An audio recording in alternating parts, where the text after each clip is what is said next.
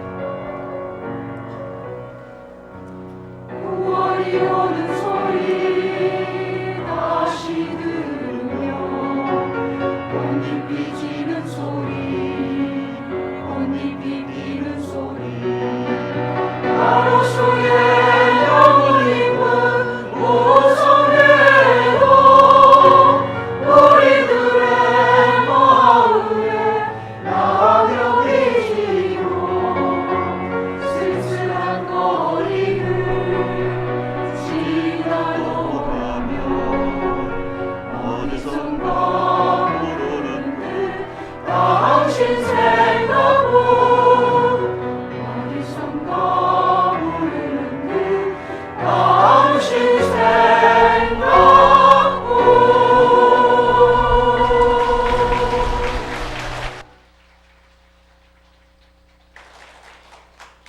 예, 여러분 반갑습니다. 예. 이렇게 뒤를 돌아보면은 녹음이 아주 짙고 그리고 따스한 햇살이 밝게 비치는데 우리 합창단의 음성 공양까지 울려 퍼지니까 마치 천상에 와 있는 기분이 드네요. 다 부처님 값이지요. 예.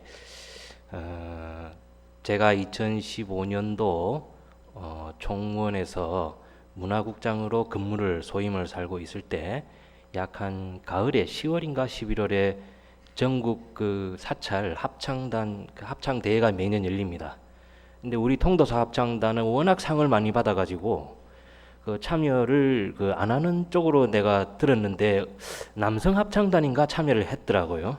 그래서 제가 그때 대회사 축사도 하고 심사도 같이 일에 참여했었는데 교수님들하고 그때도 아마 남성 합창단인가 그 통도사 합창단이 큰 상을 받았었어요. 워낙 큰 상을 자꾸 받으니까 못 오게 했는데도 어떻게 참여를 해가지고 또 우리 합창단이 지난 6월에 그 호주 정법사 창건 20주년 호주 시드니에 있는 우리 통도사 말사인 정법사의 창건 20주년 기념으로 참여해서 그 유명한 시드니 오페라 하우스 있죠. 시드니 그 해안가에 달링하우에 가면은 오페라 하우스라고 세계 문화유산으로 등록이 되어 있습니다. 거기서 공연도 했어요. 그 다음에 시드니가 호주의 수도가 아니고 거기서 약 한 3시간 정도 해안도로를 타고 내려가면은 캔버라라는 행정도시가 있어요. 거기에 국회의사당에서 또 6.25 참전 용사들을 대상으로 공연을 했었습니다. 그러니까 우리 신도님들은 아주 A급 합창단의 그 공연을 공짜로 들은 겁니다. 박수 한번 해주죠.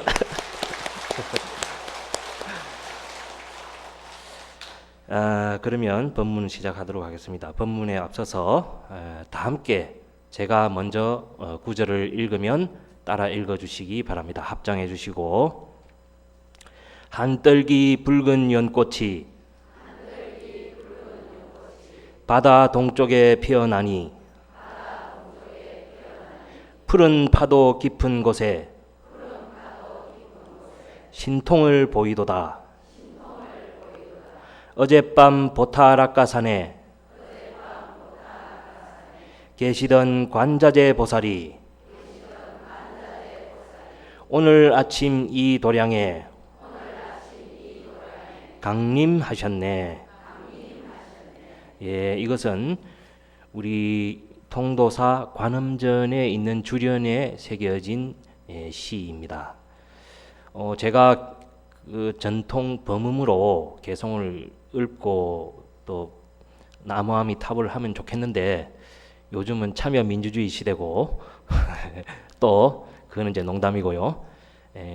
우리 신도님들도 법회에서 함께 공덕을 짓고자 하는 의미에서 개성을 함께 합송을 해보았습니다. 관음신앙이라는 것은 우리나라의 삼국시대에 불교가 전래한 이후로 전래할 때 들어와서 가장 성행한 신앙입니다. 지장신앙도 있고 아미타신앙도 있고 여러 가지 불교에는 다양한 수행의 방법과 기도의 방법과 신앙의 종류가 있는데 관음신앙이 가장 우리나라에서는 일찍 들어왔고 가장 성행을 했습니다. 여러분들 이 큰 절에도 그렇지만은 보통 작은 사찰에 동네에 있는 사찰에 가보면 대부분 대웅전에 서가모니 부처님을 모시고 있지만은 관세음보살 관음정근을 많이 하지요. 또 보면은 관세음보살님은 극락세계의 주 부처님이신 아미타 부처님의 협시보살님이신데, 즉 그 아미타 부처님의 비서실장 보살님이신데, 극락전에 계셔야 하는데 우리나라는 대웅전에 서가모니 부처님 옆에 보통 관세음보살님, 지장보살님 다 계시죠, 그죠? 그게 이제 너무나 관음신앙이 너무나 보편화돼 있고 우리 백성들이, 우리 민족이 관세음보살님께 기도를 많이 올리기 때문에 그렇게 보편적으로 그렇게 되어 있습니다. 오늘도 보니까 관음전이 미어 터지더군요. 마음 같아서는 이 관음전을 크게 하나 새로 짓고 싶습니다.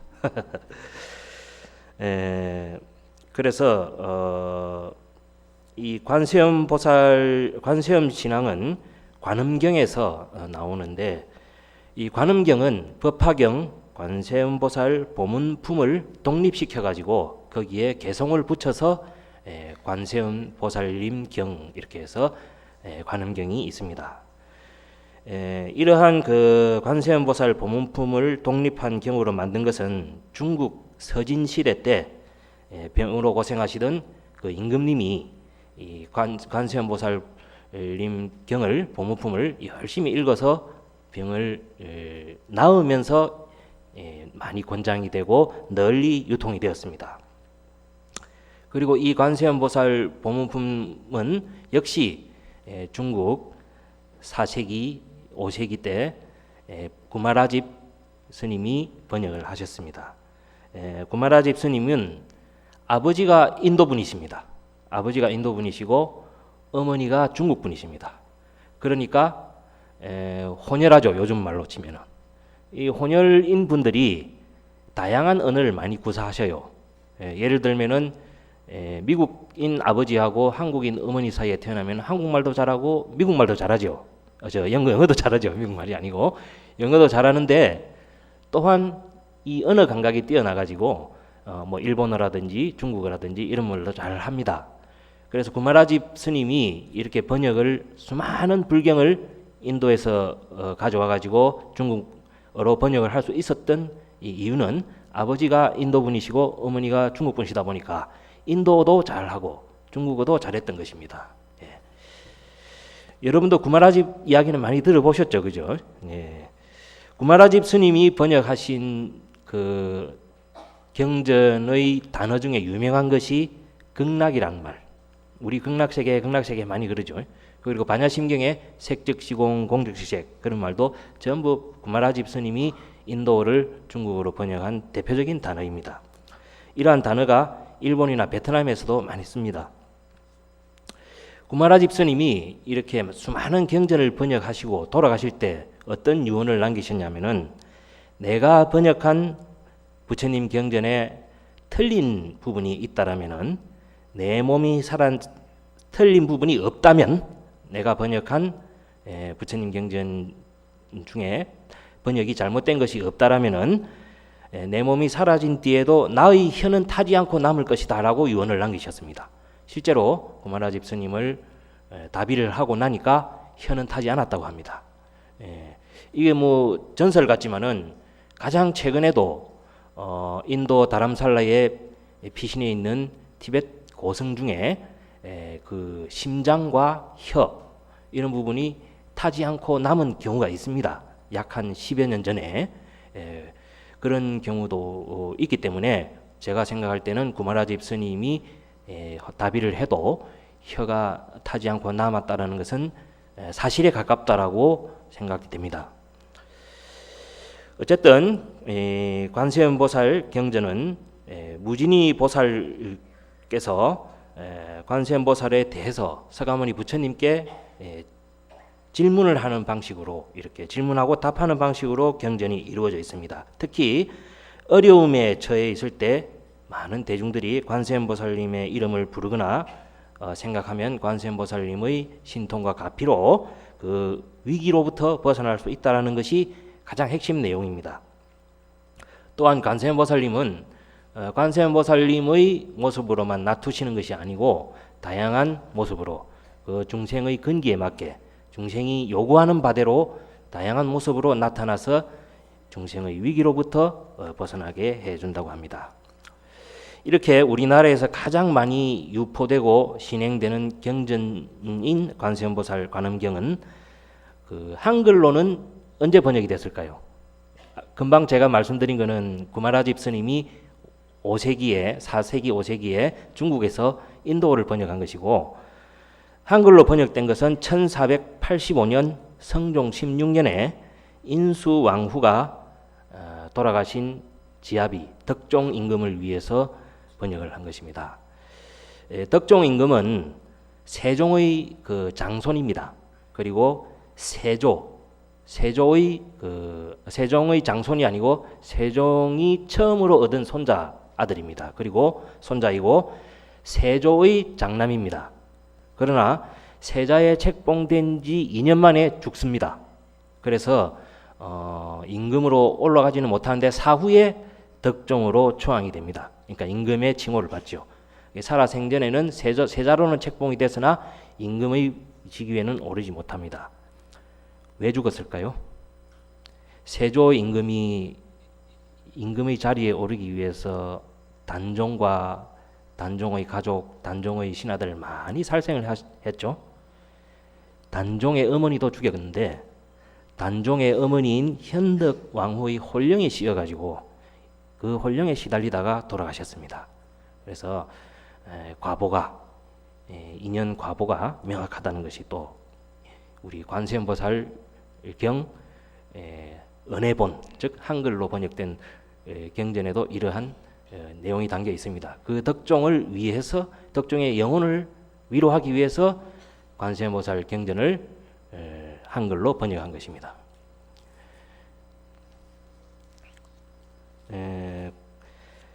관세음보살 법문품 한글 번역본에 보면은 관세음보살의 이름을 지니는 이는 큰 불 속에 들어가더라도 불타지 않을 것이며 큰 물에 떠내려가더라도 관세음보살님의 이름을 부르면 얕은 곳에 이를 것이며 또한 폭풍이 불어와서 배가 나찰 귀신의 나라로 뒤집혀 떠내려가게 되었더라도 그 가운데 누군가가 관세음보살을 부르는 이가 있다라면 액난을 벗어날 것이다 라고 되어 있습니다.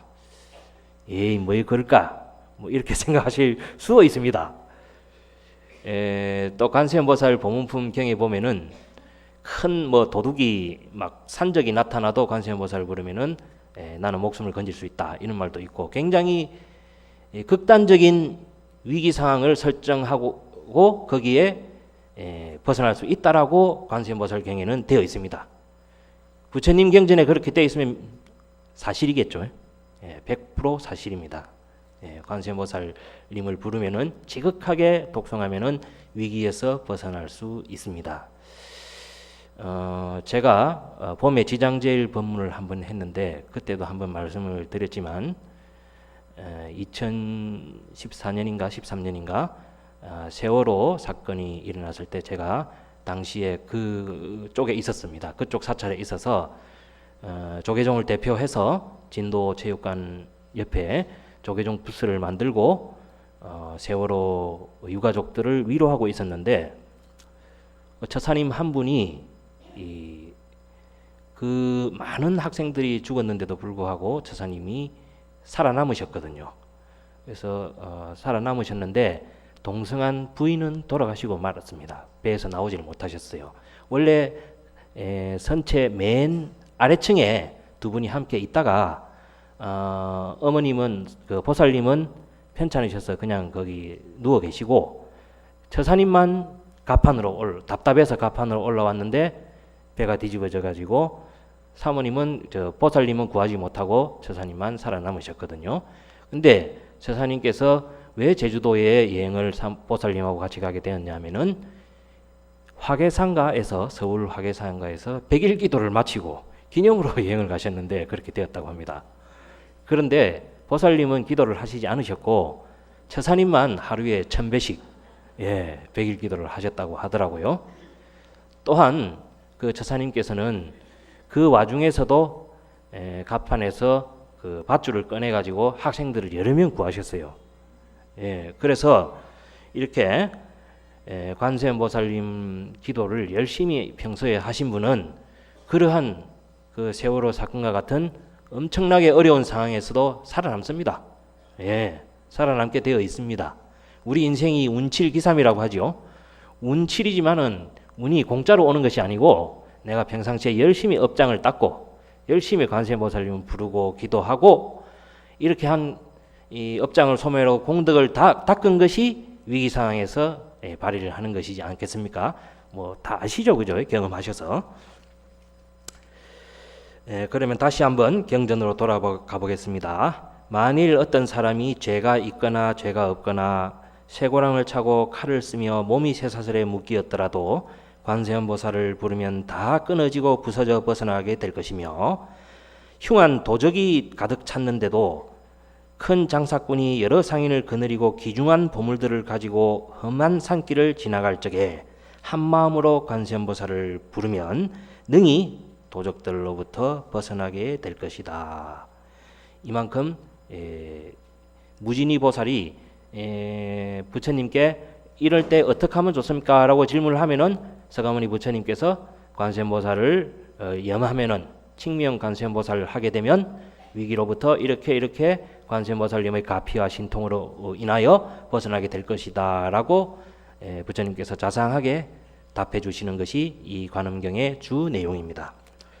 계속해서 보겠습니다. 만일 여자가 아들을 낳기 위하여 관세음보살님께 예배 공양하면 복덕과 지혜를 갖춘 아들을 낳을 것이며 딸 낳기를 원한다면 단정하고 용모를 갖춘 딸을 낳을 것인데 전생에 덕을 심었으므로 뭇사람이 사랑하고 공경할 것이니 무진이여 관세음보살은 이와 같은 힘이 있느니라. 이와 같은 힘이 있느니라 라고 부처님께서 분명히 말씀하셨습니다. 그것을 구마라집 스님께서 인도어를 중국어로 번역하셨고 중국어를 또 조선 초기에 한글로 또 번역을 하였습니다. 그러나 부처님께서 살아계실 때 무진이 보살에게 관세음보살님이 어떠한 힘을 갖추고 있느냐라는 것은 분명하게 수많은 예를 들어서 부처님께서 분명히 이르셨기 때문에 우리는 믿고 따라야 합니다. 믿고 따라야 인생의 행복이 오고 위기가 물러나는 것입니다. 이렇게 관세음보살의 이름을 받아 지니면 이와 같이 한량없고 거지없는 복덕의 이익을 얻느니라 라고 부처님께서 말씀하셨습니다. 다음 단락으로 넘어가겠습니다. 무진이 보살이 부처님께 사리었다. 세존이시여 관세음보살님께서 어떻게 사바세계의 중생을 위하여 설법하고 방편의 힘은 어떠합니까? 라고 하니까 부처님께서 무진이 보살께 중생이 벽지불의 힘으로 제도될 때는 관세음보살이 벽지불의 몸을 놔두어 법을 말하고 제석천왕의 힘으로 중생이 제도될 것 같으면 제석천왕의 모습으로 관세음보살님이 놔둔다고 라고 그렇게 되어 있습니다. 그런 것이 한 30종류 됩니다. 그러면 우리가 제석천왕을 모시는 사찰도 있지요. 저기 경남 진주 가다 보면 청곡사라는 사찰에는 제석천왕, 범천왕이 이 목조로 조각이 되어 있습니다. 그것이 보물로 지정이 되어 있는데 그 사찰에서는 제석천왕 기도를 열심히 합니다.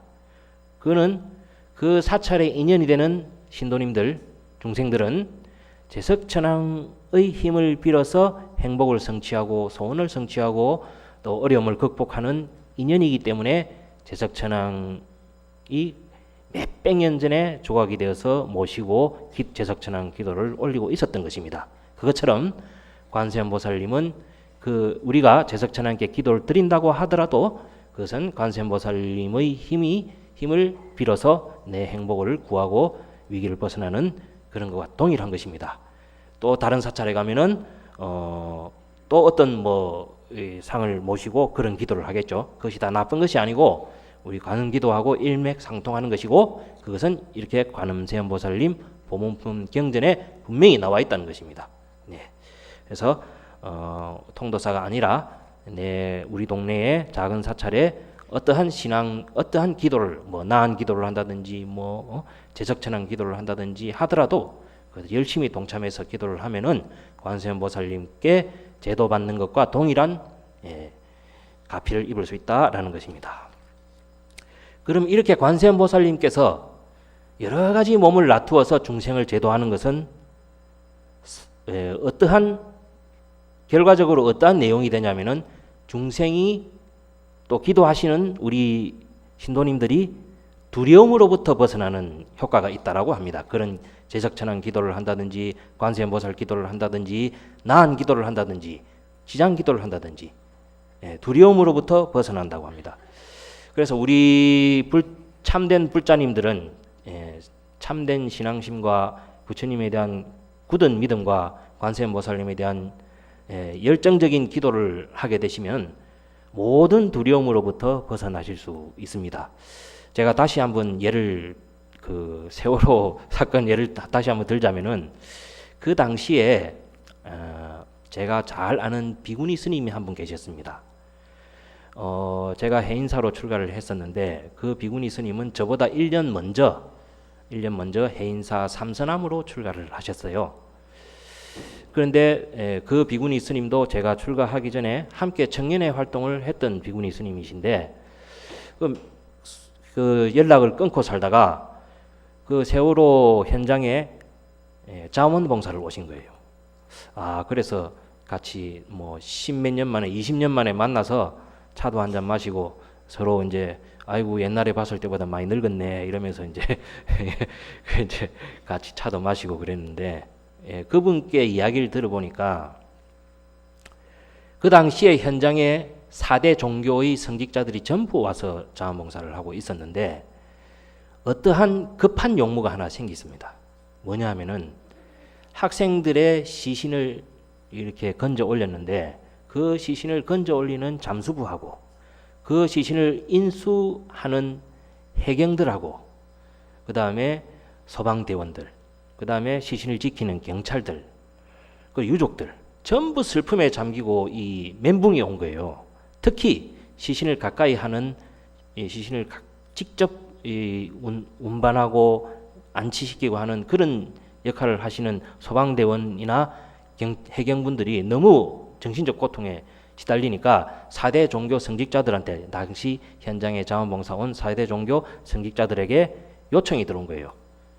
계속 좀 옆에 있어 달라고.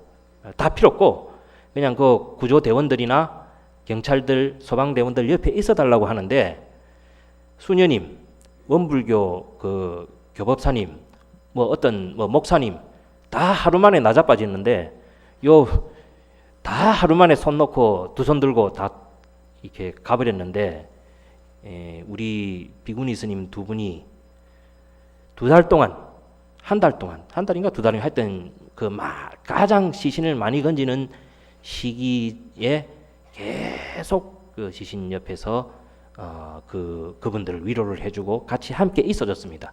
딱히 위로해줄 것도 없고 함께 있어만 달라고 했는데 이것은 무슨 힘이냐? 이 비구니 스님께서 출가하시고 오랜 세월 열심히 수행하고 기도하심을 통해서 두려움이 없어진 겁니다. 두려움이. 다른 종교는 사실 나름대로 기도도 하고 봉사활동도 열심히 하고 하지만은 우리 이 불교처럼 아주 열심히 하지는 않지 않습니까? 그죠? 우리는 하면 3,000배도 하고 108배도 하고 다란히 만독도 하고 철야기도도 하고 이러잖아요. 근데 거기는 그냥 이렇게 손잡고 하나님 아멘 하고 말아버리는데 그래 요만큼 한 정도만 두려움이 없어지겠죠. 그래서 제가 저도 깜짝 놀랐습니다. 그 비구니 스님 말을 들어보면은 심지어 부모조차도 아들 딸의 시신 곁에 가지를 못하더래요. 너무 하나는 정신적으로 너무 괴로워서 둘째 너무 이 악취가 나서. 그런데 비구니 스님이 하루 종일 불쌍한 아이들 그리고 그 불쌍한 아이들을 위해서 죽을 고생을 하고 있는 대원들 옆에서 있어 주었다는 거죠. 손을 잡아 주었다는 거죠. 두려움이 없기 때문에. 그래서 여러분들도 제가 부처님 경전에 나오기 때문에 반드시 관세음 기도를 열심히 하면 이 인생에 두려움이 없어지고 큰 위기가 닥칠 때도 두려움이 없어지고 심지어 우리가 나이가 들고 병이 들어서 나중에 이 세상을 하직하는 순간에도 두려움이 없어진다는 거예요. 예. 이만큼 부처님의 위실력, 관세음보살님의 기도와 위실력은 강하다는 것을 제가 아주 극단적인 예를 들어서 오늘 말씀을 드렸습니다. 예.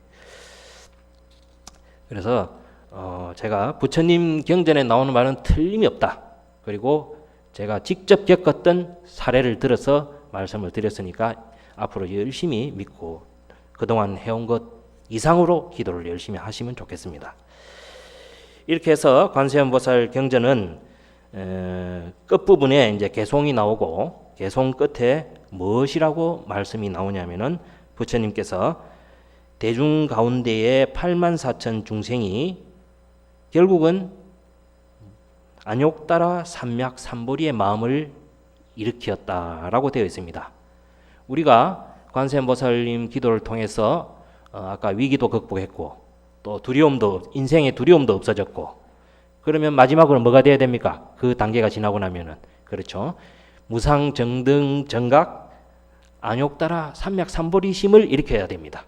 안욕따라 삼맥삼보리심은 무엇이냐면은 내가 열심히 기도하고 수행해서 내 업장을 먼저 소멸하고 그러고 나면은 많은 중생을 위해서 모든 중생을 위해서 부처가 되겠다라는 마음을 일으키는 것이 이 안욕따라 삼맥삼보리심을 일으키는 것인데 관세음보살님 경, 관세음보살 보문품 경도 결국은 수많은 그 문답과 수많은 중생들의 고통을 해결해주고 중생들의 소원을 들어주고 이런 내용이 나오다가 마지막에는 이렇게 관세음보살 부처님께서 많은 84,000 중생들이 안욕 이 관세음보살 보문품 경을 읽고 나서 관세음 기도를 하고 나서 안욕따라 삼맥삼발 보리심을 일으킬 것이다 라고 즉 성불을 하겠다 부처가 되겠다라는 마음을 일으키게 될 것이다 라고 마지막에 부처님께서 명확하게 말씀하셨습니다. 예. 여러분들도 굳이 발보리심 부처가 되겠다라는 마음을 안 일으키려고 해도 관세음 기도를 열심히 하다 보면은 내 인생의 업장이 소멸이 되고 두려움이 없어지고 위기에서 벗어나서 행복한 삶을 성취하고 결국은 부처가 되겠다라는 서원까지 저절로 생기게 된다는 겁니다. 예. 이만큼 부처님의 가르침은 위대하고 명확하고 거짓이 없습니다. 제가 아주 극단적인 사례까지 들어가면서 말씀을 드렸기 때문에 여러분들 잘 믿을 것이라고 생각합니다.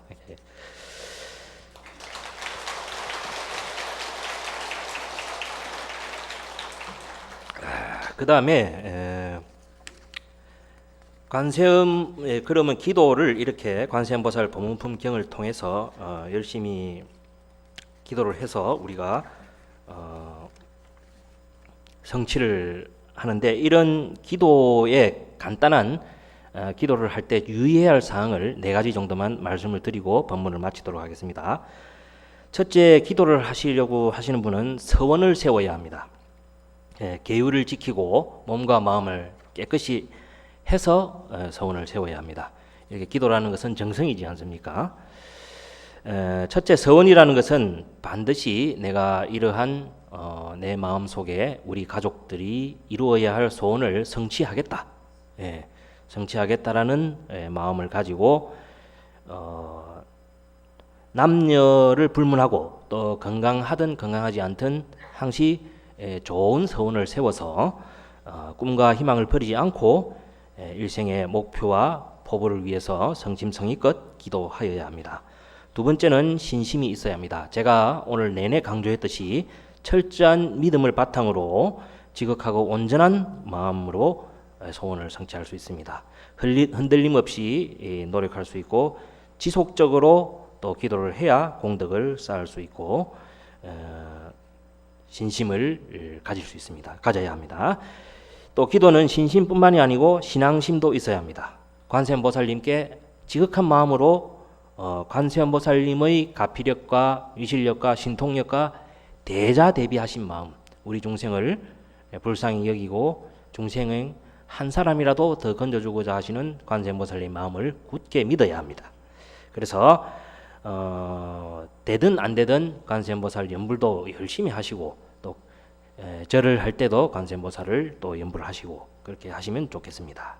또 세 번째, 이 기도라는 것은 감사한 마음과 참여하는 마음으로 해야 합니다. 우리가 이 순간 아직도 살아있고 아까 서두에 제가 말씀드렸듯이 이 훌륭한 합창단의 그 음성과 이 녹음이 짙은 그리고 맑은 햇살 속에 부처님의 가르침을 배울 수 있는 것은 굉장한 공덕이 있기에 가능한 것인데 이것마저도 감사할 줄 알아야 합니다. 그리고 내 육신이 살아서 내 가족을 돌보고 우리 가족을 위해서 내가 기도할 수 있는 것도 감사해야 되겠죠. 또 내 가족, 일가, 친척, 내 주변에 있는 여러 사람들을 위해서 나를 위한 나의 업장을 소멸하는 기도뿐만이 아니고 그러한 분들을 위해서 내가 기도할 수 있는 것도 환희요 축복입니다. 요즘 세계가 많이 특히 우리 한반도가 어지럽죠. 이북에 있는 분들이 핵실험을 해서 자꾸 전쟁의 공포를 불러일으키고 또 실험 자체도 방사능 오염을 우리 삼천리 금수광산을 방사능으로 오염시키고 있죠. 또 심지어 그 북한에 계신 주민들은 그 방사능에 피폭돼 가지고 상당히 고생을 한다고 그 뉴스에 나오더라고요. 또 전 세계가 곳곳이 전쟁과 테러로 많이 이렇게 살기가 충만해 있습니다. 다만 그럼에도 불구하고 외국 기자들이 놀라는 것이 우리 대한민국 국민들은 너무나 평온하다는 거죠. 저는 이렇게 생각합니다. 대한민국 국민들이 이렇게 평온한 것은 불교든 기독교든 뭐 가톨릭이든 원불교든 다들 열심히 하세요. 보면은 굉장히 열심히 일상생활도 열심히 하지만은 굉장히 다들 나름대로 기도도 열심히 하고 자기 종교를 나름대로 이렇게 하니까 마음이 두려움이 없는 거예요. 두려움이 사라지는 거예요. 또 우주에 우리 지구에 충만한 이 세계에 충만한 살기도 이렇게 열심히 기도하다 보면은 그러한 살기도 우리 대한민국만큼은 줄어든다는 거예요. 우리 바로 코앞에 핵실험을 하는데도 우리는 평온하지 않습니까? 심지어 요즘은 어떤 참 불행한 사태까지 있냐면은 그동안 그 이슬람교하고 기독교가 주로 종교 전쟁을 많이 벌이고 지금도 대부분의 테러가 이슬람교도가 개신교도를 향한 테러지 않습니까?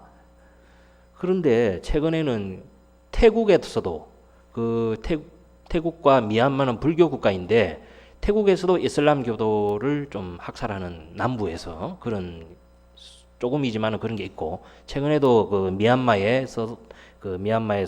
불교 국가인데 그 이슬람교도를 그 공격하는 이런 불행한 정말 이 살기가 그 부처님 국가 불교 국가인 미얀마 태국까지 뻗치다는 게 상당히 안타깝더라고요. 그런데 우리가 여러분들 다 미얀마 태국 여행 다 다녀오셨겠지만 거기가 너무 더워가지고 스님들이나 신도님들아 그냥 뭐 이렇게 아주 좀 멋있게는 하는데 열심히 기도를 안 하는 것 같더라고요. 멋있게는 해요. 계율도 잘 지키고 좀 보면 스님들 거룩하게 움직이고 신도님들도 스님들한테 굉장히 막 거룩하게 하긴 하는데 멋은 있어 보이는데 너무 더워서 그런지 우리처럼 막 삼천배도 안 하고 뭐 다란히 만독도 안 하고 관세음보살 기도 이런 것도 안 하는 것 같더라고요. 보니까 그냥 뭐 경전이나 좀 줄줄줄줄 읽고 덥다고 또 버리고 이렇게 자고 이러더라고 보니까 많이 다녀보셨죠, 그죠? 그래서 그러다 보면 이런 그런 안 좋은 기운들이 국가에서도 줄어들지 않고 늘어날 수도 있다라는 생각이 들더라고요. 어쨌든 결론은 우리는 열심히 하자 이런 것입니다. 그리고 감사하는 마음과 참여하는 마음으로 기도를 하는데 우리가 소원이 잘 이루어지지 않는 것은 두터운 업장 때문이고 신구의 삼업을 지으면서 살아가기 때문에 이 신구의 삼업 속에서 신구의 삼업을 참여해야 소원이 성취되고 기도가 성취된다고 볼 수 있습니다. 몸으로 갖가지 살생과 온갖 육식을 하고 그리고 도둑질도 하고 사음도 하고 또 입으로는 헐뜯고 욕하고 이간질하고 또 생각으로는 남을 미워하고 시기하고 탐내고 온갖 어리석은 마음을 지어서 악업을 지어가며 살고 있습니다. 이래가지고는 관세음보살님 가피를 얻기도 어렵고 또 두려움이 없어지기도 어렵고 항상 두렵습니다. 이런 삼업을 신구의 삼업으로서 악업을 많이 짓다 보면은 어떤 위기가 처해지거나 뭐 어두운 곳에 가거나 외딴 곳에 가게 되면 두려움이 생깁니다. 그리고 위기에 처했을 때 침착하게 대응하지 아니하고 항상 두려움 마음이 저절로 많이 생기게 됩니다. 그래서 기도를 참여하는 마음으로 기도를 하게 되면은 그러한 신구의 삼업을 참여하면은 위기로부터 벗어나고 두려움이 없어지고 부처가 되고자 하는 마음까지 생기게 된다라고 관세음보살 공문품에 나옵니다. 이 업장이라는 것은 또 금생에 지은 것만 있는 것이 아니고 다급생내에 지은 업장들이 다 있지요. 요즘은 과학이 발달해 가지고 DNA 염색체 지도를 분석까지 한다더라고요. DNA 염색체 지도 한 사람 분석하는데 A4 용지로 한 90m 정도 된다더라고요. 한 사람 분석하면은. 이제 다만 지금 어떤 과학 수준이냐면은 DNA 염색체 지도를 읽을 수는 있는데 그 뜻을 알 수가 없다라고 합니다.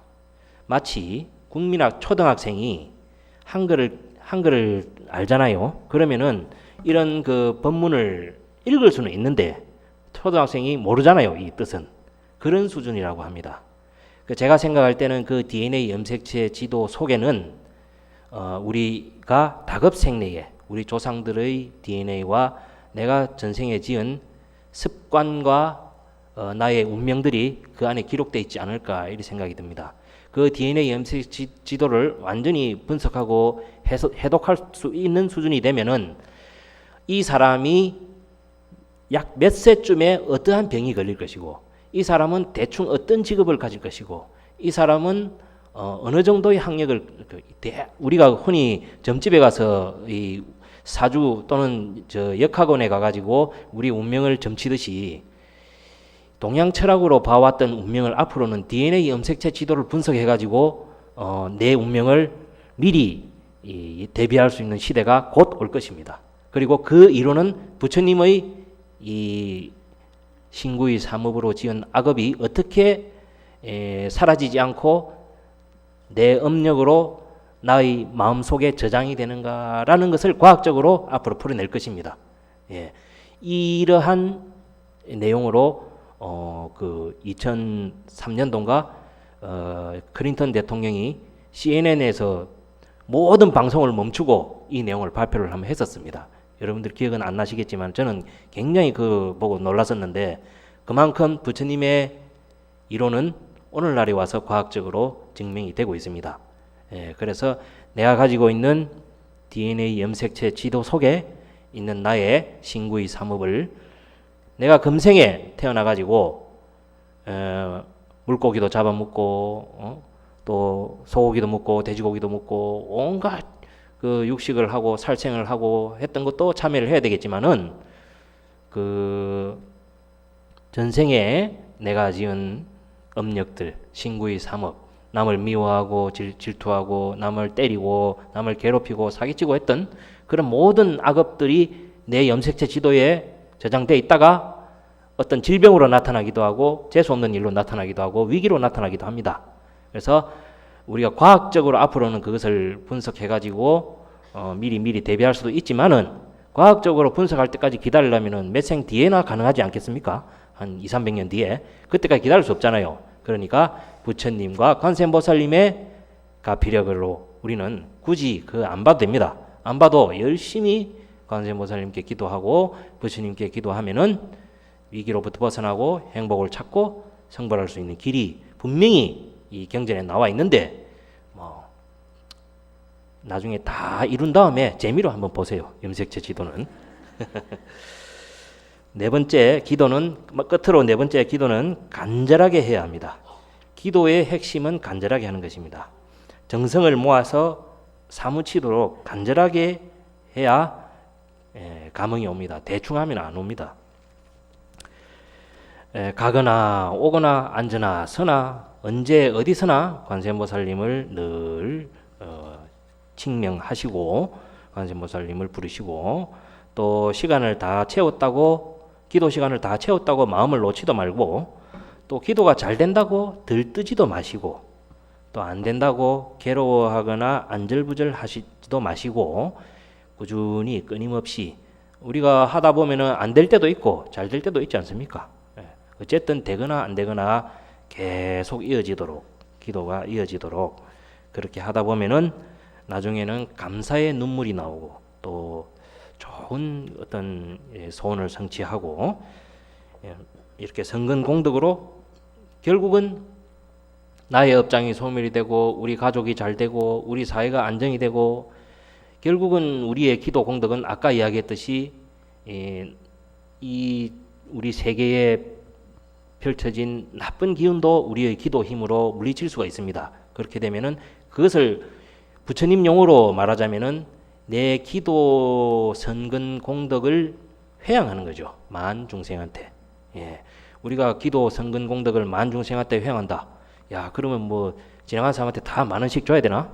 이렇게 생각할 수 있는데 그게 아니고, 이렇게 우리가 핵실험의 위기 속에서도 우리의 마음을 편안하게 가질 수 있는 것은 이러한 선근 공덕이 온 세상에 회양되기 때문에 그러한 그 기도 공덕을 모든 중생들한테, 심지어 미물들한테까지도 회양하는 마음, 회양하게 됩니다. 마음을 뭐 굳이 회양하는 마음을 안 가져도 내가 열심히 끊임없이 지극정성으로 기도를 하게 되면은 나와 나의 가족, 내 주변만 잘 되는 것이 아니고 미물들한테까지도 다 이렇게 회양이 저절로 되는 것입니다.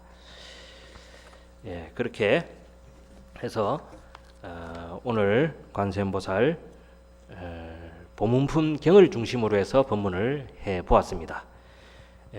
관세음보살 보문품 경에는 무준의 보살님께서 서가모니 부처님께 질문하고 대답하는, 서가모니 부처님께서 대답하는 형식으로 이루어졌고, 첫 번째 단락은 관세음보살님께서 위기로부터, 관세음보살님 기도를 하게 되면은 중생이 위기로부터 벗어날 수 있다. 어떠한 흉악한 위기도 벗어날 수 있다. 제가 세월호 사건을 들어서 말씀을 드렸고, 두 번째 단락은 관세음보살님은 여러 가지 몸으로 중생이 원하는 몸으로 놔두시기 때문에 열심히 관세음보살님 기도를 하다 보면은 두려움이 없어진다.